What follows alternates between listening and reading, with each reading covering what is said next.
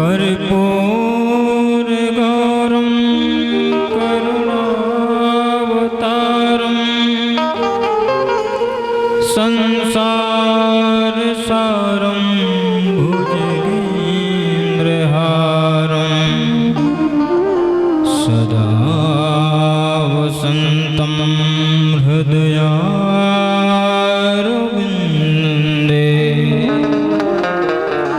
भवं भवानी सहितं नमामि मनोजवं मारुततुल्यवेगं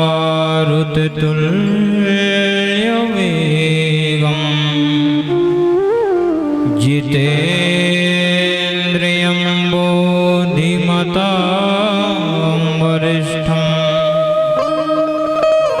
वातात्मजं वानरयूथमुख्यं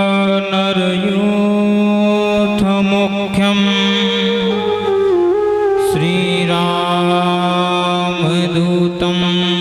शरणं प्रपद्ये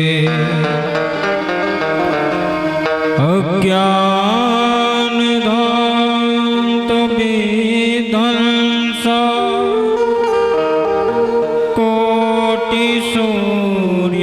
कोटिसूर्यसमप्रभा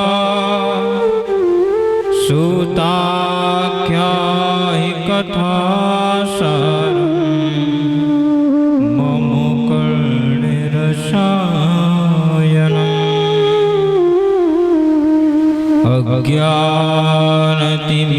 अज्ञानतिमिरान्धस्य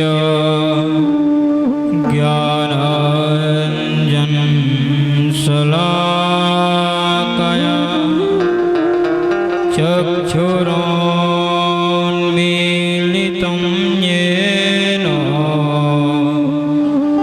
तस्मै श्रीगुरुवे नमः।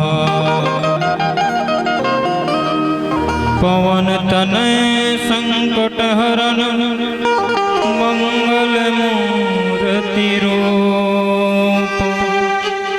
राम लखन सीता सहित हृदय बसहु सुरभूप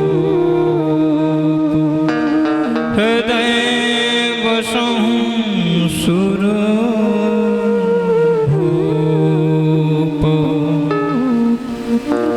प्रियानंद बलवंत हनुमंतलाल जी महाराज की जय। श्री सद्गुरुदेव भगवान की जय।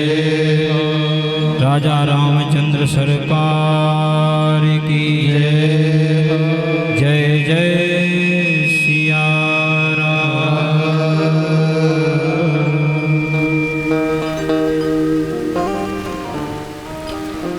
परम मंगलमय परात्पर अखिलेश्वर अकारण करुणा वरुणालय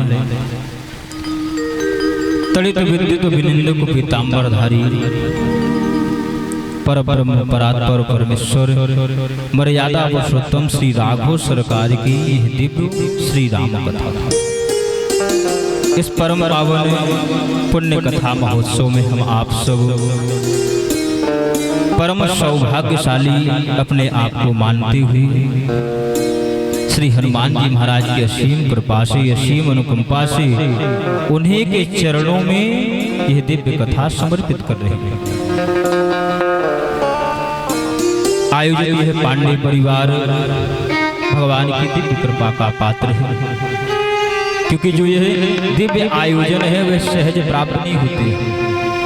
उसके लिए बतलाया गया है कि जो अनंत काल कई जन्मों का हमें पुण्य फल प्राप्त हुए, हमारा फल ही नहीं हमारे संपूर्ण परिवार का फल। भाग्योदयेन बहुजन्म समर्जितेन, जब बहुत जन्मों के भाग्यों का उदय होवे तब जाकर ऐसे दिव्य पावन कथाएं श्रवण करने का अवसर हमें प्राप्त होता है। हम सब परम सौभाग्यशाली हैं जो हनुमान जी महाराज के इस पावन सानिध्य में उन्हीं के दिव्य प्रांगण में बैठकर श्री राघव सरकार की कथा का गायन करने श्रवण करने के लिए इस दिव्य कथा पांडाल में एकत्रित हुए हैं। आइए सर्वप्रथम भगवान श्री राघव सरकार की स्तुति हम सब श्रवण करते हैं और बड़े मनोभाव से गाते हैं। तदोपरांत प्रभु की दिव्य कथा में प्रवेश करेंगे।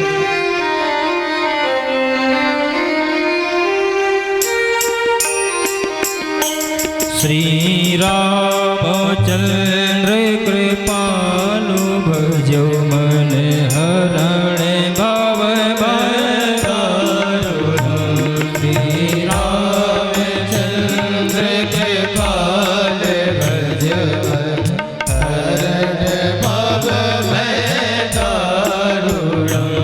नव कल्य लोचन कंज मुख कर पद करुण। लोचन कंज मुख कर पद करुण। कंदर्प अगणित अमित छवि नव नील नीरद सुंदरम।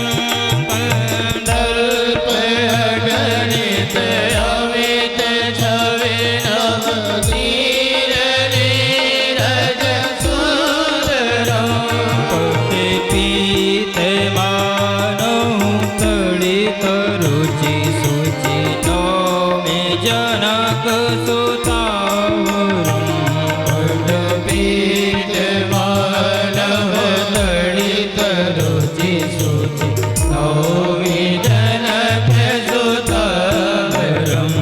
श्री रामचंद्र कृपाल भज मन हरण भव भयदारुण। श्री राम श्री राम श्री राम।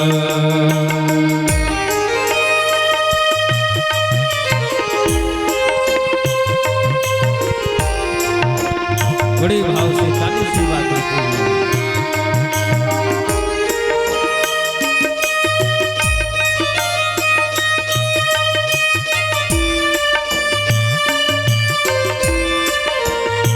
भज दीन बंधु दिनेश दानव दैत्य वंश निकंदन। मधुनंद आनंद कंद कौशल चंद दशरथ नंदन। सिर मुकुट कुंडल तिलक चारु उदार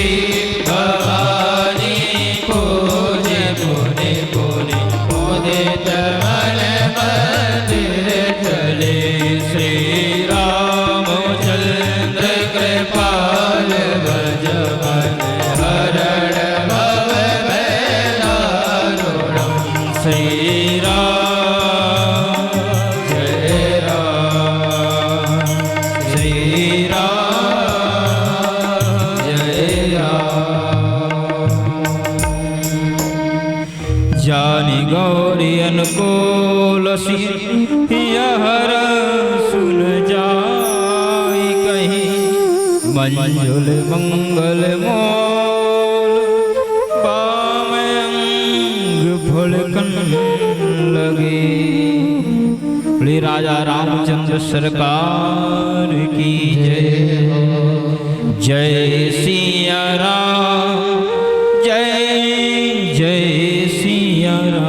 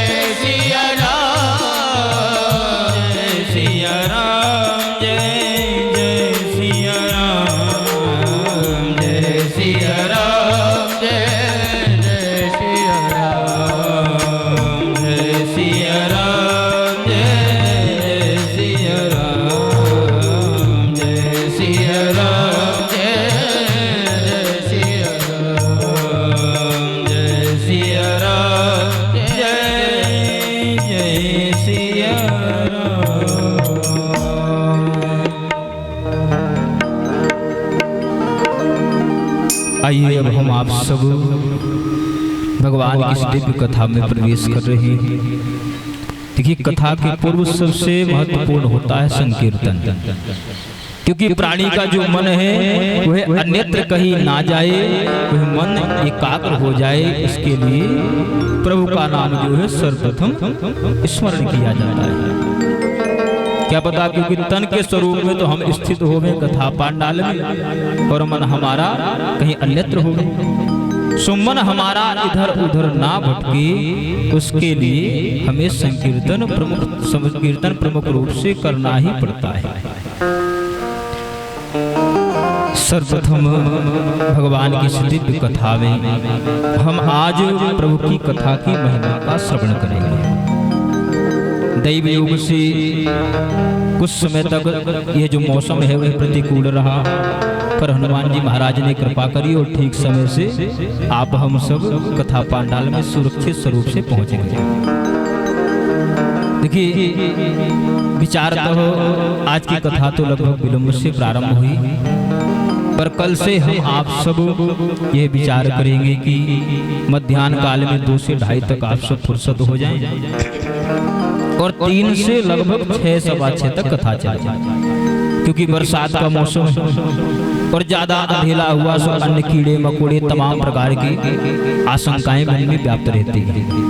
सो किसी प्रकार की आशंका ना रहे, इसलिए दिन ही दिन में कथा प्रारंभ हो गई और विश्राम ले ले। तदुपरांत हम आप सब समय से अपने अपने गृह कार्यों में लग जाए। वर्णानामर्थ संघाना रसना छंदसाम स्वरूपे मंगलानां च कर्तारो वंदे वाणी विनायको।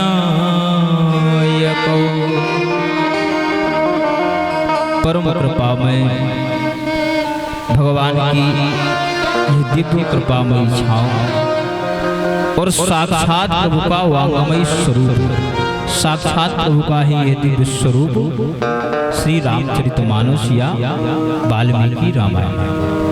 देखिए, जो वाल्मीकि जी ने संस्कृत लिखा था उसी का हिंदी अनुवाद हमारे गोस्वामी जी ने कर दिया। और जब इस दिव्य कथा का प्रकाशन हुआ तो बात क्या आई कि भाई गोस्वामी जी ने रचना करी है, पर गोस्वामी जी बारंबार यह बतला रहे हैं कि परिपूर्णतम परमात्मा अकारण करुणा वरुणालय श्री राघव सरकार की यह दिव्य कथा सबसे पहले भोलेनाथ ने श्रवण कराई थी माता गौरी, और उन्हीं के माध्यम से जो प्राप्त हुआ, परंपरागत जो प्राप्त हुआ, वही गोस्वामी जी ने लिख करके प्रकट कर दिया इस कली काल में हम आप सबके लिए। ये जो दिव्य कथा है, इस कथा को श्री याज्ञवल्क्य जी ने भारद्वाज ऋषि को श्रवण कराई थी। देखिए, कथा का मुख्य आधार क्या होता है? पहला होता है वक्ता, दूसरा होता है श्रोता।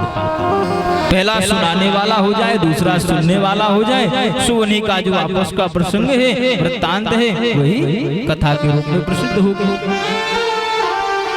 अब इस कथा में प्राथमिकता क्या है, इसे कथा क्यों कहा गया है? तब बतलाया गया कि जब प्रभु के दिव्य चरित्रों की चर्चा भक्त के माध्यम से, दो भक्तों के माध्यम से हुए, वह हो जाती है कथा। और अगर दो लोग मिलकर अपने जीवन की, अपने प्रपंच जालों की चर्चा कर रहे हैं, वह हो जाती है व्यथा। तो जहाँ प्रभु की चर्चा होवे वहाँ कथा है, और जहाँ हम आप सबके अपने जीवन की चर्चा होवे, अपने नियमों की चर्चा होवे, अपने प्रपंच जालों की चर्चा होवे, वह है व्यथा। तो ये प्रभु की ही चर्चा है और प्रभु के भक्तों के लिए ही रची गई। जब हम सब भागवत जी सुनते हैं तो क्या आता है कि भाई व्यास जी रचना करने के बाद क्या कह रहे हैं कि मोह रहो रसिका भोभी भाव कहा, कि भाई इसका पान करने के लिए, इसको श्रवण करने के लिए कौन आए? जो रसिक है, जो भावुक है, जिसके हृदय में किसी प्रकार का तर्क नहीं है, वे भगवान को जानने का जिज्ञासु है, प्रभु की दिव्य कथा को सुनने के लिए उसका हृदय पुलकित हुआ जा रहा है, और प्रभु की जो कथा सुन रहा है वह भक्त ही प्रभु के दिव्य मार्ग को पा सकता है, प्रभु के दिव्य स्वरूप का दर्शन कर सकता है। हम आप सबके सम्मुख कोई आए चाहे ना आए, पर यदि हमने एक स्केच बना लिया, एक मन में हमने यह परिकल्पना कर ली कि भाई वह 6 फुट लंबा है, इतना वजन का है, गौर वर्ण का है, श्यामल वर्ण का है, और हमने उस प्राणी को देखा नहीं है, परंतु चर्चा श्रवण कर ली, सो उसकी वह परिकल्पना मन में साकार हो जाती है और वह स्वरूप हमारे अंतर मन में घूमने लगता है। उसी प्रकार से प्रभु की यह दिव्य कथा है, जो प्रभु की दिव्य कथा को श्रवण करते हुए, प्रभु के स्वरूप का चिंतन करते हुए प्रभु में ही हम रम जाएंगे, तो हमारा मन इस मोहाद विकार रूपी संसार से एकाग्र होकर, अलग होकर के प्रभु के चरणार बिंदुओं में समर्पित हो जाता है। अब भाई बात आती है कि ये कथा हम क्यों सुने? ये कथा तो बाबा बैरागियों के लिए बताई गई जिसके पास कोई काम धाम नहीं है, वह बड़ी आराम से कामना धाम जय सीताराम कथा श्रवण करे। तो बतलाया गया कि भाई ये जो कथा है हमें परंपरागत यहाँ से प्राप्त नहीं हुई, तो कहाँ से प्राप्त? भाई साक्षात भोलेनाथ के माध्यम से गावत ब्रह्मादिक मुनि नारद, ब्रह्मादिक देवता आदियों ने सबने मिलकर के गाया है इस कथा को। और जो सुनने वाले नहीं हो, जो कुतर्की लोग होते हैं, अलग अलग प्रश्न ढूंढ लेते हैं। कहते हैं भाई ब्रह्मा जी ने गाया है, देवताओं ने गाया है, तो उनके पास तो यही एकमात्र काम है कि आप भगवान की कथा का गान करो, कोई दूसरा काम तो है नहीं। अगर वह भगवान की कथा का गायन भी नहीं करेंगे तो उन्हें कौन पूजेगा, कौन मानेगा। कोई और दूसरा गाया हो, किसी शास्त्र ने कह रखा हो, तब तो हम माने। तब बतला रहे हैं कि गावत वेद पुराण अष्टदश, गावत वेद पुराण अष्टदश, छौ शास्त्र सब वेदन कोरस, छौ शास्त्र सब ग्रंथ कोरस।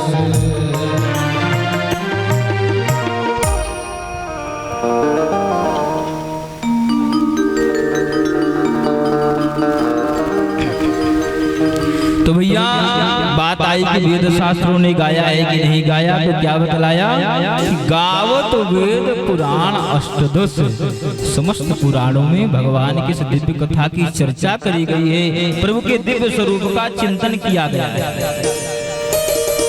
अब एक कुतर्की ने विचार किया कि अच्छा, हमें यह पता चल गया कि देवताओं ने गाया है, शास्त्रों ने इस कथा के माध्यम कथा के बारे में बतलाया है, इसकी महिमा गाई है, फिर भी भाई हम सब तो गृहस्थ हैं, हम सब क्यों करें, हमें तो अन्यत्र कई कार्य होते, हम सब कथा क्यों गाएं, क्यों श्रवण करें। और अगर किसी गृहस्थी ने इस कथा को गाई हो तब बतलाइए।